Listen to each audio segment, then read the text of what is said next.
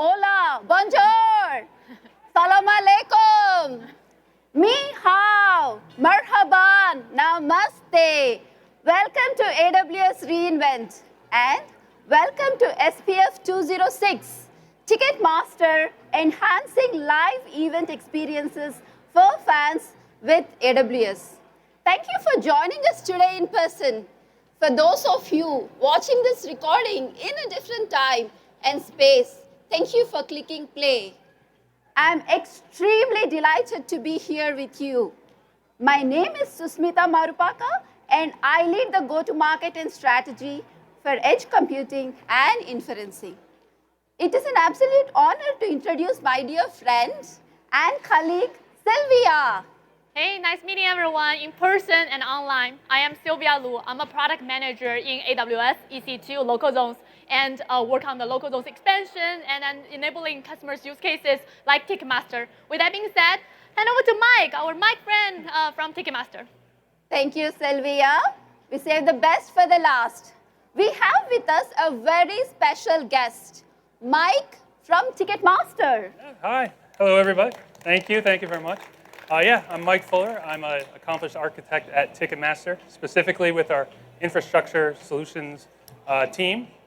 And what does that mean? We basically help all of our infrastructure service teams, Kubernetes, AWS, our on-prem services, DNS, all that, sort of design best practice, consistent architectures that we can use to sort of expand and improve our overall capabilities for our developers and for our customers on the outside. And my particular focus is AWS, hence why I'm here for you all today. Now that we got the introductions on, and it is recorded in YouTube, we can all go home. Yes, I'm just kidding. Well, we are here today to spend the next hour, first by level setting the expectations about Ticketmaster, their evolution and journey with AWS, followed by why latency is important for improving fan experiences for Ticketmaster. And then Sylvia, my colleague, will walk you over the local zones overview and then pass it back to Mike to understand the do's and don'ts, best practices, and the forward-looking strategies. Whether you're in person with us or joining online, you're in for a cool ride. Before we get started, a quick show of hands. How many of you have ever booked a ticket in Ticketmaster for your favorite event or concert? You have quite a few users, Mike. That helps. All right, without further ado, the stage is yours, Mike. Perfect. Thank you very much. Good thing that most of you have used Ticketmaster. That makes this a lot easier. I don't have to give too much background. But just wanted to start with the basics. We are a live marketplace for events and sports, concerts, anything like that. We try and connect our fans, which is what we refer our customers as, to be able to attend these sort of unique one-time live experiences. Obviously, you go live, you're not going to have that same experience again, so hopefully it's a nice life memory for you. But I want to sort of go over some history about Ticketmaster. It's sort of hard to hear from you guys, so I'm just going to make this rhetorical, but how old would you think Ticketmaster is? Many people probably don't realize we've been around quite a long time. We actually were founded the same year Apple was, so 1976. So we're almost 50 years. Next year will be our 50th anniversary, I guess, which is pretty cool. But over that time, we've obviously seen lots of different technology changes, new capabilities, new solutions to our current state we are today with AI and everything going on. Each year, we sell over 600 million tickets, so that's almost 2 million a day, which is quite impressive. And we have over 2 billion website visits a year as well. What most people may not realize, in addition to also selling tickets to customers, we also handle the entry side. So when you go to an event, you might have your digital barcode, it's being scanned, we do validation, make sure it's not a fraudulent ticket, things like that. So we have lots of services and capabilities that have to provide these for customers. On top of that, we have a B2B sort of business as well to help, whether it's an artist or a venue that has to plan events, organize a concert, maybe a schedule, price tickets and seats and all those. We have to provide capabilities for that as well. So it's not just selling tickets to our fans. And we started in the US, but now we're in over 35 countries. We also have a global support staff to align with that. So we're a very large distributed company. So why am I actually mentioning all this? Mostly just to give background that we're a very large, very diverse infrastructure that's gone through many different iterations and changes over the years to adapt to new technologies, new capabilities, new priorities that we have to go for. All right, so let's go a little into closer to the actual local zone discussion. Our journey into AWS started roughly 10 years ago. We started the same as probably many of you did if you were an enterprise at that time, using basic compute, storage, network. We're probably a handful of accounts to where we are today, where we're hundreds of accounts, hundreds of VPCs, hundreds of AWS services. So we've sort of evolved with AWS. As they grew, we've grown. A key thing, though, is we have many systems and services that can't necessarily move to the cloud. So we're not a fully cloud organization. We're very strongly hybrid and have a very well set balance of what's on-prem and what's in AWS. And this is where local zones is really going to come into play for us. All right, so why did we choose AWS? There are many different reasons. These aren't like our primary reasons necessarily we chose it, but they're the ones that make the most sense for our discussion today. The big one up front is a global footprint. I mentioned we're a global organization. We have actual Ticketmaster data centers for on-premise systems all over the world. And we needed a cloud provider that could also sort of align with those locations. We don't want to have our data center hundreds of thousands of miles or whatever away from the cloud provider because that's going to present other issues. So AWS, with their large number of regions, is able to closely align with where our data centers are. It provides a good benefit that we're going to talk about in regards to latency. APIs and services, if you've used AWS, you know they're well known for very clear, very usable APIs, well documented. This is a key for us because of the automation we like to use, infrastructure as code, all the components that's necessary for us to sort of quickly respond to changes in our environment. Maybe we have big concerts going on sale, we need to scale up, scale down rapidly, things that we need to be able to do automated to match that speed. And last but most definitely not least is rapid development and prototyping. We could build and test everything on-prem. That's a lot harder or a lot more upfront investment to buy, say, racks of servers to do a, hey, will this work sort of experiment. We can use AWS, build something quickly. Maybe it works, maybe it doesn't. If it works, great. AWS scales fantastically. If it doesn't, we tear it down.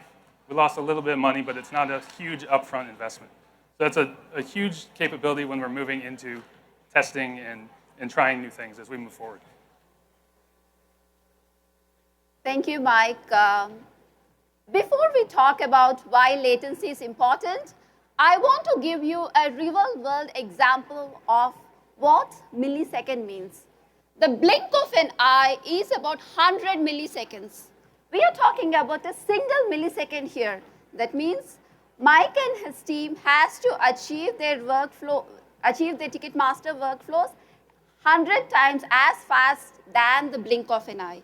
Mike, could you please explain on why latency is important for enhancing Ticketmaster users' experiences? Yes, of course. So many of us have probably interacted with some website that you're trying to search or query something, the response is, it takes a considerable amount of time or things don't load properly. And we get frustrated and then probably leave the website, go somewhere else and maybe make a purchase on another site. These could be contributed from many things, but latency is often a contributor there. So, for example, we'll just sort of tell a story here. Within our Ticketmaster website, if you search for a specific event, you'll get brought to our event details page. This is sort of where you can find out all the info on the actual location. So, example, the Sphere here, which is a fantastic venue if you've not been. You can see a list of all the tickets available, which can be either primary tickets, meaning the venue itself is selling them. Could be a resale ticket, meaning maybe somebody got sick, can't make the ticket so they can sell it to somebody else and move from there. We also can provide seat recommendations. Maybe you want the best seat, maybe you want the lowest cost seat, or even better, you could search and find the exact seat you want with our interactive seat maps. We pinch and zoom if you're on a mobile device, scroll down and say, hey, I want an exit row, I want the very front row, middle seat, whatever the case may be. You can sort of visually move around this. And all of these different interactions require different services and microservices and database communications, all having different latency requirements, and each call possibly resulting in different time to make that call and respond to the request. And as I mentioned already, we have databases and applications and multiple services all around the world. And sometimes these systems that have to talk just for this event details page aren't sitting right next to each other. So maybe something is in AWS, something is on-prem, and we have to be able to optimize our network to handle those type of scenarios. I see two operative words here. One, real-time. Two, interactive. That intrigues me into two solution concepts or challenges. One is the interdependency of the microservices, applications, and databases to have an inventory before providing recommendations, live seat maps, or ticket management. Mike, are they serialized or parallel? If they are serialized, then how are you working on the latency to improve the fan experience? Yep, you are absolutely correct. Just think they have to be serial for our use case. You can't display a seat map or display recommendations without knowing which tickets and seats are available, right?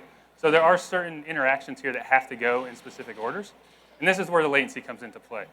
Say we had these multi-service calls and each was 50 milliseconds, 100 milliseconds, just throwing out completely random numbers right now. Those would add up. If it's 50 milliseconds plus 50, you might not notice it initially, but the more calls and services that have to be made before you can present that page back to the user is going to sort of cause what we're calling compounding latency. And that's what goes back to what I said before of a really degrading user experience where it just gets frustrating and you leave the page. So we really have two options. We could leave the website like that. Not really an option. We don't want to have a bad user experience. Or we could sort of limit site capabilities. So we don't really want to do that either, but it's better to say, if latency was bad, not have some of these fully interactive components versus have it there and only maybe a handful of users ever get it to work properly. So to solve this problem, we've had to find ways to strategically place applications, databases, web servers, all the different components that make up our system into different locations to sort of play like a game board or a chessboard, move them to where they're needed at any one time. Maybe it needs to be near your customer. Maybe it needs to be near a specific database. But that's really our goal, is to find ways to optimize so that our developers that build these services can sort of pick the solution that works best for them on our network. So Mike, while designing the infrastructure architecture for Ticketmaster, you might have had multiple strategies over the years. But in the interest of time, are there any three key strategies which you want to talk about your evolution? Yeah, for sure. So what I want to talk about is basically, obviously 50-year-old company, we've gone through many, many different infrastructure, architecture designs and network design. So we're just going to do some sort of somewhat generic, but actually representative of what we did, but keep it at a high level as well, since this is only a 200-level course. So we'll start with before those 10 years ago, before we moved to AWS. Like I mentioned, we have data centers located all around the country in the US, all around the world, and we have to have them be able to communicate, obviously, interconnecting them. For this conversation and sort of moving forward, I'm going to focus on the US just to keep this a little bit simpler. But say in the US, we have a West Coast and an East Coast in Northern Virginia, West Coast, Phoenix, Arizona. We'll have application stacks. Maybe they all reside in the same location. So maybe we have our web app and databases all in Phoenix, and they're just talking to each other. Maybe we have them in multiple racks in case there's some failures. That's obviously low latency, not an issue. But there are those issues or those times where maybe we have to have a primary database in one location. Maybe that's Virginia. And then maybe we have an application server in Phoenix that needs to communicate with it. That's where we run into the issue of, I guess, physics, where they can only talk so quickly when they're 2,000 or so miles apart, right? So we, on average, would encounter 50, 60 millisecond latency over that connection, which is not ideal for this compounding latency component that I mentioned before, but we are able to work around it at the time and make it work for our needs.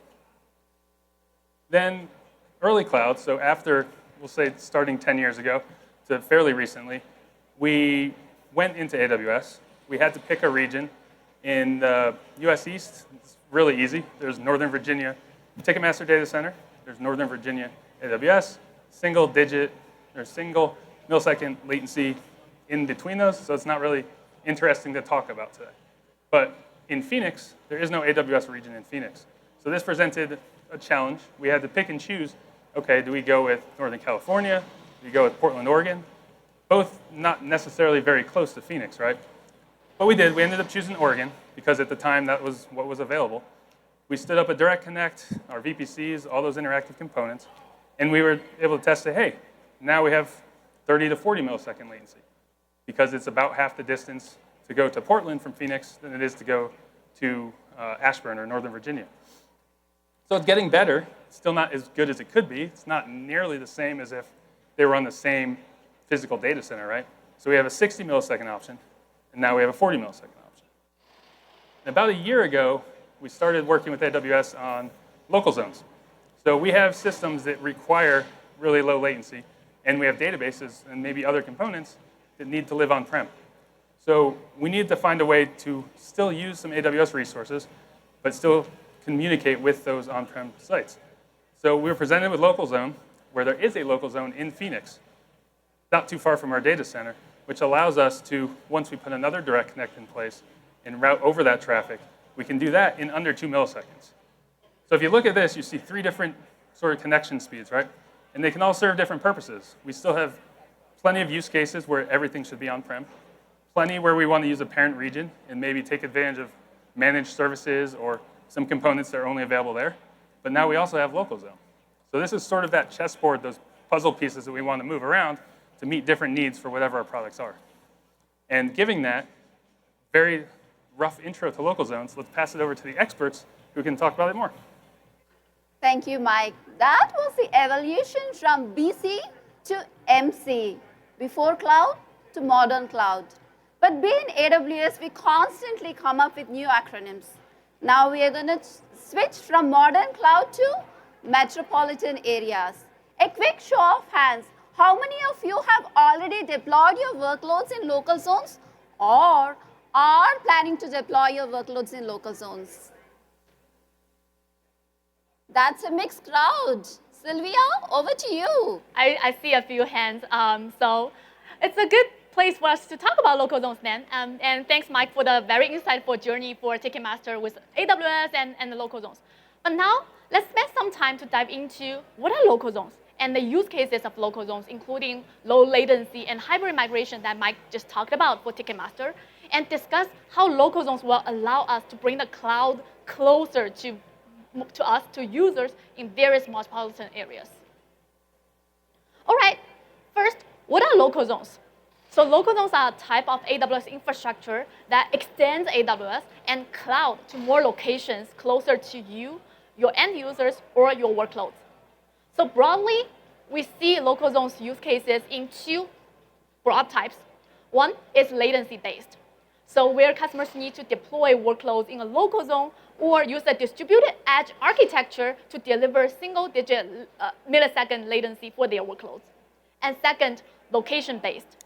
So customers who need their workloads at a particular location or for several reasons, including residency or proximity to their data centers. In both 2 types, local zones enable customers to access cloud in various locations worldwide to meet their respective low latency or data residency needs. So what does that mean? Let's use the slide over here as an example. Let's focus on the middle of the slide right now. For customers with end users or workloads around Nigeria, Lagos, Nigeria, accessing to AWS Cape Town region in South Africa is just thousands of miles away. So while it works for most use cases, for customers who need low latency in around Lagos or specific data residency in specific country, Nigeria, it just doesn't work. So instead, we launched Lagos local zones a few years back, and customers can architect their workloads to achieve single-digit millisecond latency or help their residency needs while they can seamlessly access to the Cape Town region for a full set of services for the non-latency sensitive or non-residency sensitive part of the workload. So similarly, in the US, as Mike was talking about, in Phoenix, on the left side of the slide, as we will learn more in the session later, with Phoenix local zone and also Los Angeles local zones, Ticketmaster can achieve single-digit millisecond latency for their latency-sensitive and hybrid migration workloads. Okay, so knowing about that, how can customers use local zones? You can think about local zones as very similar to availability zones from experience perspective. It's just they're physically located in a different location than where regions are located. And we, on the AWS side, deploy and operate the local zone infrastructure in the places that you need, and you can focus on the rest. Similar to regions, local zones provide the consistent experiences with elastic on-demand experiences with pay-as-you-go, same API, so you can enjoy the same experience. And customers get the same AWS security, core services, and developer experiences as you guys are used to. Local zones are also connected to the parent region with multiple redundant and secure and high-speed links that allow you to leverage the regional services. Okay, knowing about these, so what are the specific use cases that customers use local zone for? Over the years, we have seen customers from multiple industries adopting local zones to unlock a variety of use cases. We have more traditional enterprise workloads with migration and modernization needs. These workloads include everything from back office applications to SaaS applications that customers want to move to the cloud. However, given the interdependency for these more enterprise workloads, the size and the constraints, they're difficult to move to the cloud today directly and fully. So with local zones, customers can use local zones to move a portion of their workloads to the cloud, or as a stepstone to first deploy with a hybrid architecture with on-prem and on-premises and local zones together before fully moving to the cloud. And secondly, we also have workloads that involve data with local data processing or data residency needs. Includes data-intensive workloads that cannot be easily migrated, or workloads impacted by data security, data sovereignty, and geopolitical regulations that you need data to be in a specific location.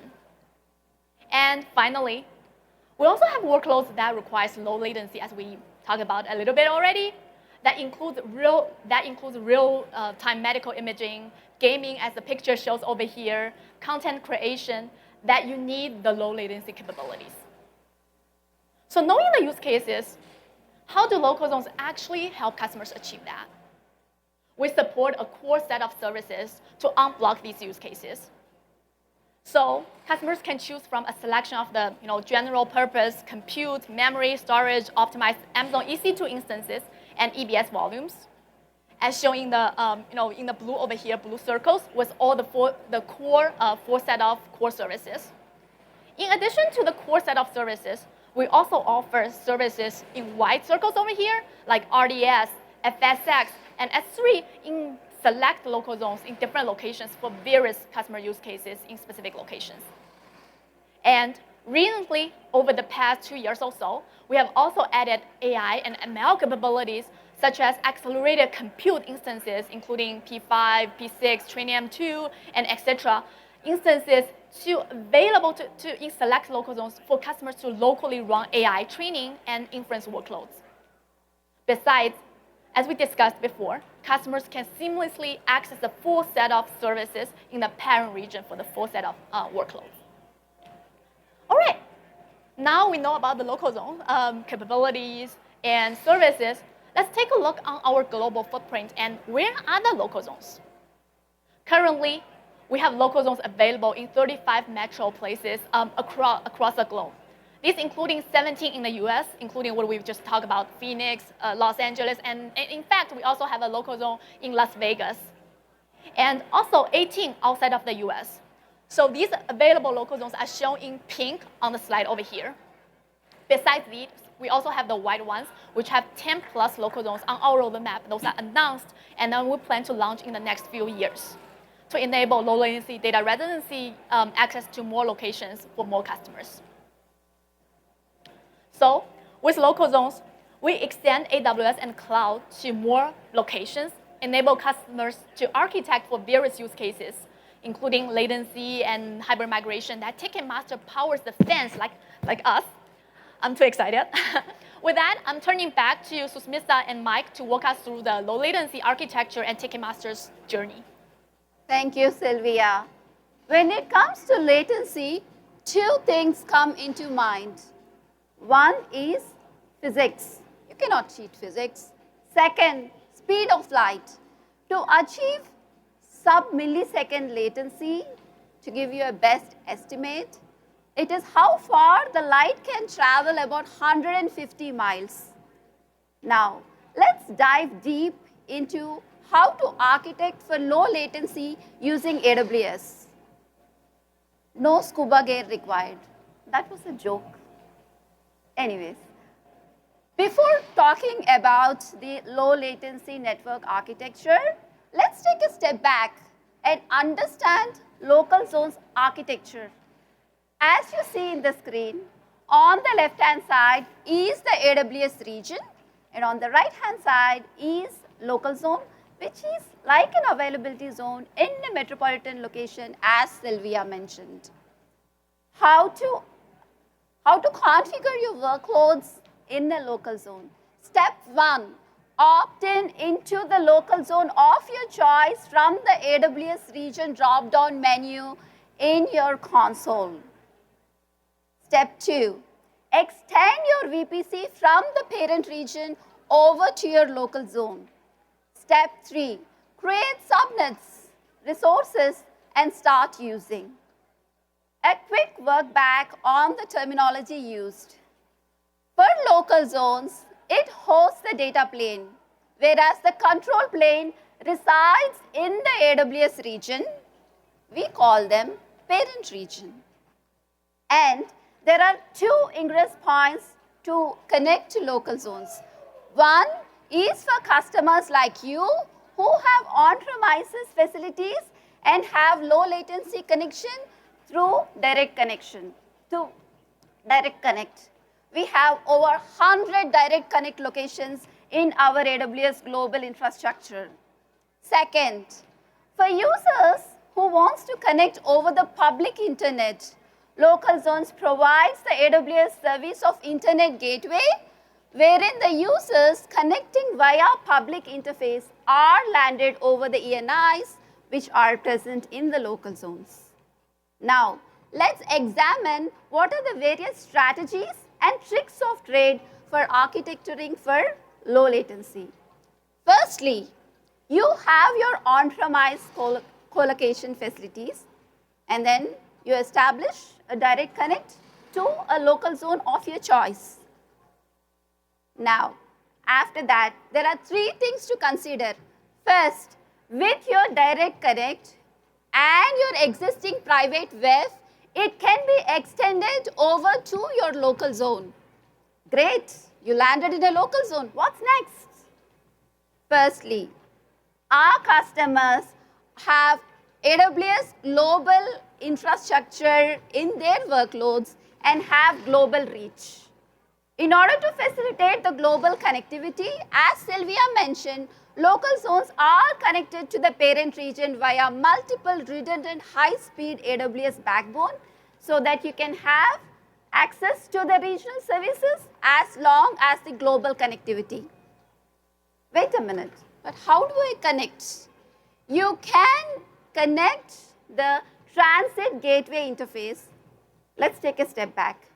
AWS networking has various methodologies for global connectivity, including but not limited to transit gateway, cloud WAN, VPC peering, etc.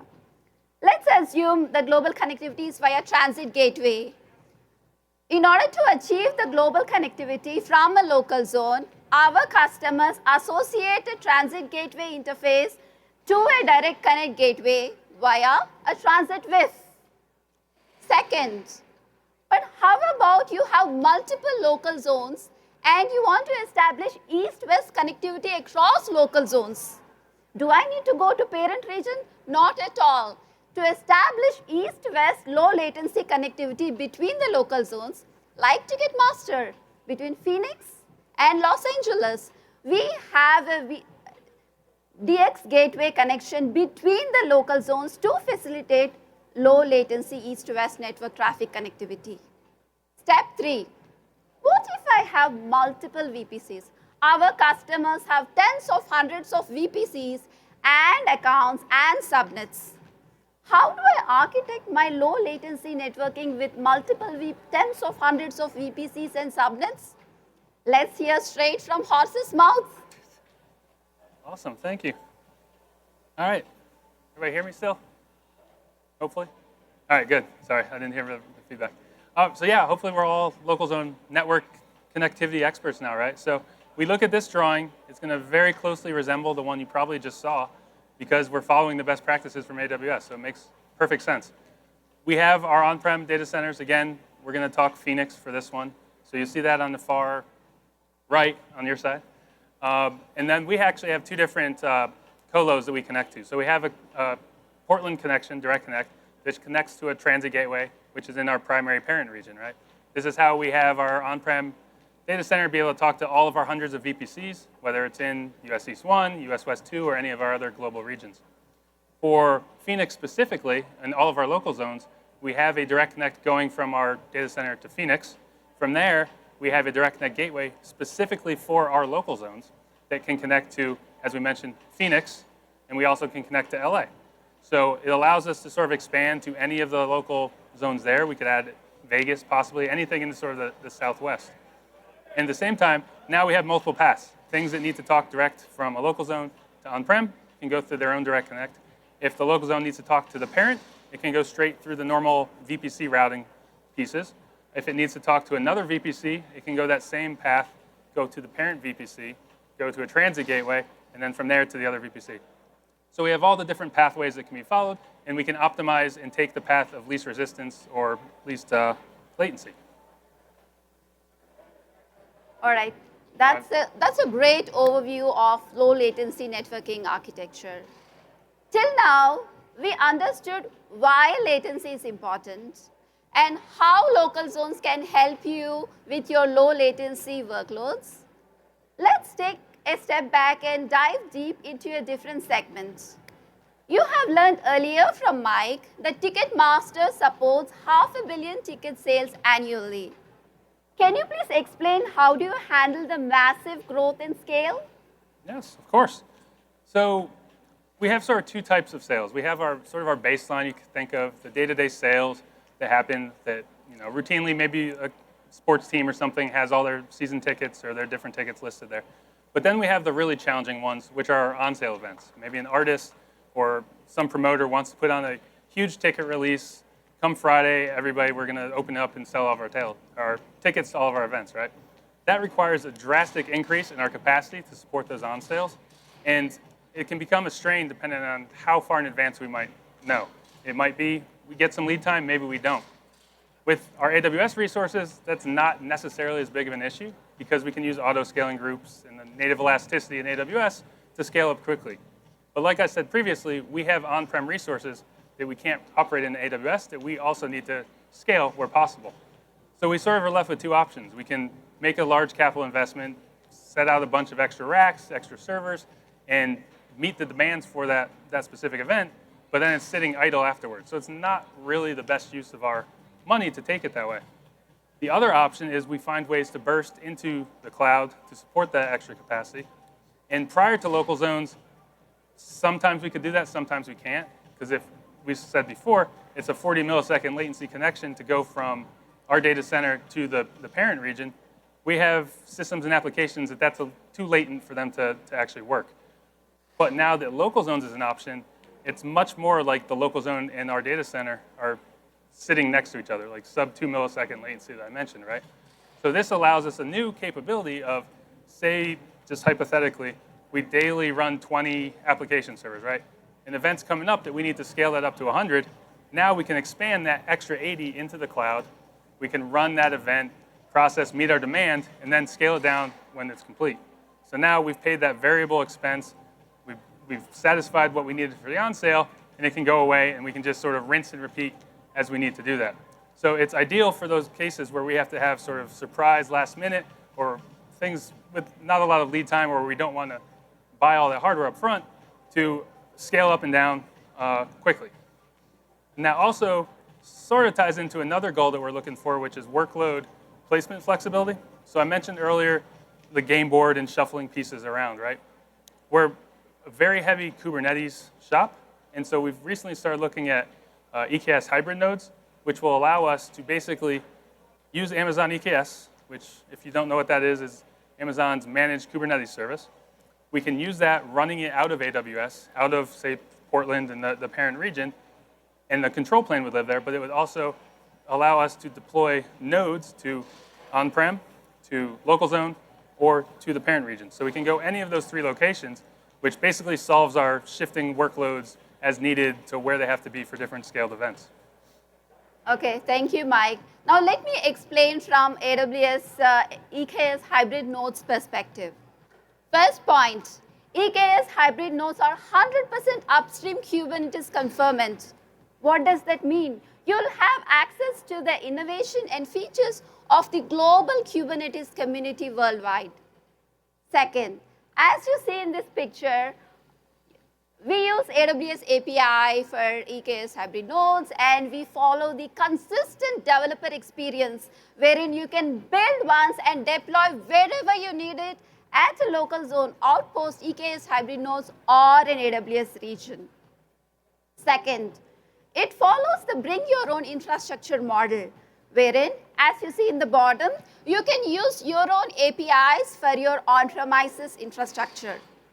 But wait, one, how do I connect to the EKS clusters in the AWS region or the cloud from the on-premise?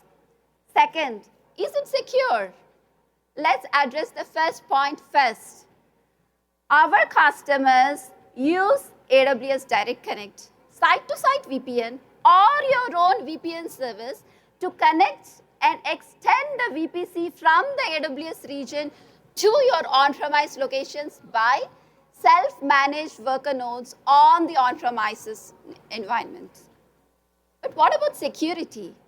Whenever we want to connect, whenever those nodes are added to EKS clusters, the temporary IAM credentials are configured by SSM hybrid activators or IAM roles anywhere, all with the management, single pane of management, and the security that AWS provides with IAM.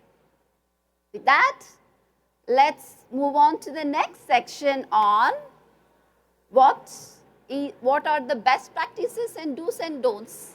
We have spent about 30 minutes or so understanding about Ticketmaster, low latency, the evolution and architecture. But let's also hear from Mike about the good, bad, excellent points of his journey and their journey in AWS Local Zones and Ticketmaster architecture. Could you please walk us through the best practices and the do's and don'ts? Of course. So yeah, what I'd like to do is sort of, like I said, we started this journey maybe a year ago, and there's obvious things we learned that if any of you are starting this, that you would pick up very quickly. So like the top 2 that we'll talk about here, you'd probably figure those out relatively quickly. But there are some of the more like network configuration pieces that some are obvious, some aren't, but figure we can save you some time if we can walk through those and make you aware of them as you're going into it. So number 1, I know it's already been mentioned a couple times, but I just want to reiterate it so it sort of sticks, that a local zone, you need to realize it's basically an availability zone, right? If you have an AZA and an AZB up in your primary region, your local zone just becomes your AZC. And there's different underlying network speeds or latency you might have to address, but for the most part, you treat it the same. So it's just something you'd realize very quickly, but you want to be aware of that going in. The second one is you really need to know what type of services or, say, EC2 instances or families or managed services you want to use, because not every one is the same in every local zone. It's something we realized going in that we have very specific needs.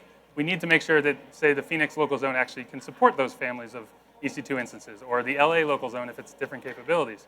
So that QR code there is going to take you to the web page that lists all the existing local zones, all the EC2 types, I believe, and the services. AWS is constantly updating it, and it's just, you need to be aware so you don't waste your time and go and set up the networking for a local zone, only to have your developers try and build something that isn't feasible in that location. All right, so now let's get into nerdy networking diagrams. So the first one that is fairly obvious, but you might not realize it right away, is you want to have, if you're trying to deal with the latency in the on-prem direct, connectivity, you want to have its own direct connect. So this picture right here is the don't do. Reason being, say I just had an existing VPC, I enabled it for local zones, and I created a Phoenix subnet, right? If I deploy an EC2 there that I want to talk to on-prem, it has to travel from Phoenix to Portland over a direct connect back down to Phoenix. So even if the local zone and our data center are miles apart, it's traveling 2,000 miles to talk to the other one because it's taking that long route. So you're not improving anything, you're actually making it twice as worse. So don't do that. What you want to do is to set up that direct connect that we've mentioned a couple times, where you can have a VGW, or virtual private gateway, set up that you can send anything for your on-prem traffic. So you can create route tables that say, whatever my CIDR space for on-prem is 192.168, yada, yada. Send all of that traffic this way to the direct connect and go on-prem. And at the same time, all your traffic from that local zone to everywhere else, like AWS, will go through your parent. So you can differentiate and send the traffic in different directions. And then you can have the best of both worlds for latency. The fourth one is very somewhat tied to that previous one. A lot of you, or at least us too, have firewalls up in your parent region that need to be used for maybe north-south traffic filtering, so going to the internet or coming in from the internet, or east-west, maybe between your VPCs. If you want to have that same sort of filtering capability within your local zone, you're probably not going to be able to reuse that one that's in the parent for the exact same reason I just talked about. To use it, you would need to send your traffic from Phoenix all the way to Portland, do the filtering, and then either go out to the internet or come back to Phoenix or whichever path it needs to take. But you're increasing that latency. So instead, you're going to have to probably set up a virtual firewall appliance in the local zone. Things like network firewall from AWS are not yet available in the local zone, so you can't reuse that component.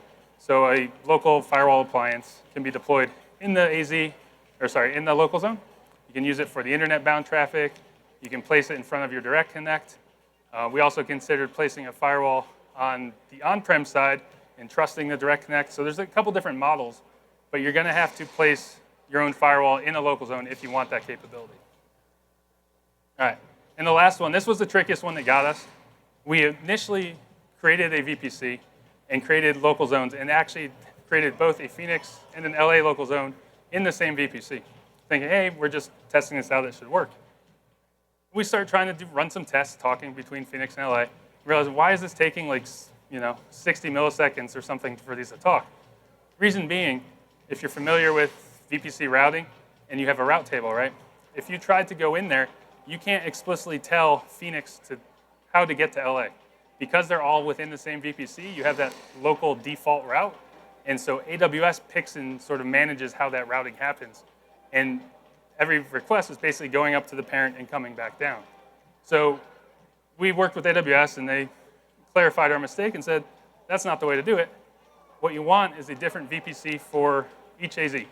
Reason being, now with this sort of setup, I can have a different VGW on each local zone, and I can now make a route in that routing table that says, if I need to go from Phoenix to LA, send all that traffic to the direct connect side, not to the transit gateway side.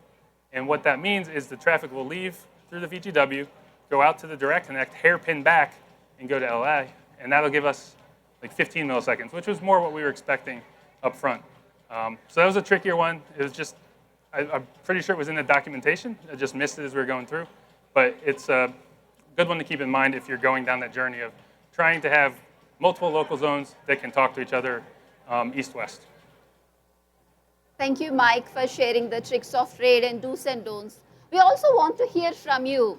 For those of you in person who are deploying local zones, we would like to hear from you on your do's and don'ts and best practices. Those of you watching us online, please share comments, and then our team are constantly evaluating the comments, and we want to always build and work backwards based on our customer feedback. To recap, number one, local zone is an availability zone in the metropolitan area closer to you. Number two, due to the edge proximity and the compute and services that we bring closer to the users, there is a limited set of services that we have in the local zone as compared to a region which has 200 plus services. We constantly evaluate the services and stack rank them based on your feedback and the demand signals. Third, do you want to take that? Yes, for the road ahead or for just the third, the best parts? Yeah. Sorry. Yeah, so I've said our primary lessons learned. Where we want to go now with these, because we have new capabilities we want to implement and experiment with. I mentioned the EKS hybrid nodes. That's a key initiative that we have ongoing. And just expanding that out, taking advantage of that local zone, that workload flexibility, moving things around. Beyond that, our entire discussion today has been about Phoenix because that was the first problem we tried to solve was Phoenix. But we've heard that there are many more local zone locations, and we have many different AWS regions.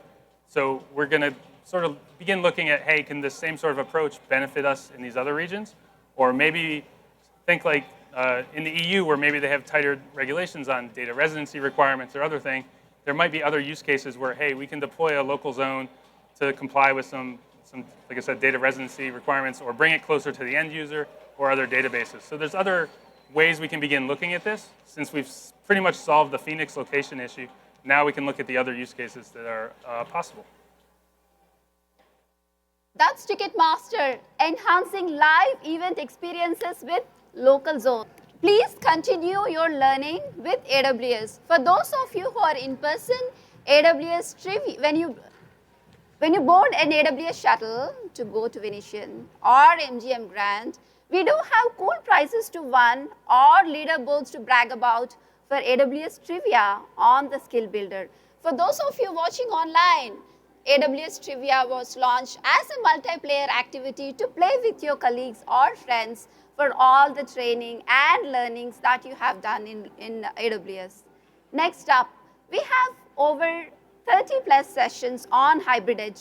You can watch them online later in a different time or space, including sessions from me and my colleagues, where we talk about how to deploy AI/ML workloads in local zones, non-AI/ML workloads, and last but not the least, AI factories. Please feel free to check out the sessions on Hybrid Edge and computing. With that, thank you for being a wonderful audience. For those of you in person, please don't forget to give your feedback and rate our session.